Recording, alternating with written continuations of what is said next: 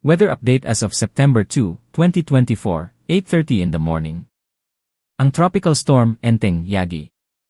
Spotted near 15 north, 122.5 east, approximately 300 kilometers from Tuguegarao City, Cagayan, at ito ay gumagalaw ng north-northwest to north or generally northward sa bilis na 15 to 20 kilometers per hour with wind speed of 70 kilometers per hour and gustiness of 100 kilometers per hour. Sa initial 4 to 5 days forecast, may mga pagbabago sa forecast. Ito ay nakikitang tatawid ng Northern Luzon, sa Cagayan Valley, Cordillera Administrative Region, at Ilocos Region, sa loob ng 36 hours.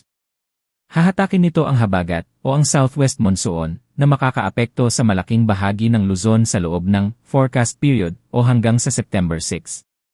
Pagdating sa West Philippine Sea, South China Sea, posibleng aabot hanggang super typhoon ito, habang patungo sa Hainan, Southern China.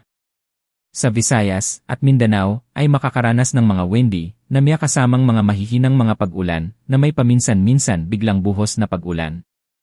Ito ay patuloy babantayan sa mga posibleng pagbabago at ang epekto nito sa bansa. Disclaimer: bilang independent weather forecasting page, gamitin lamang ito bilang reference page.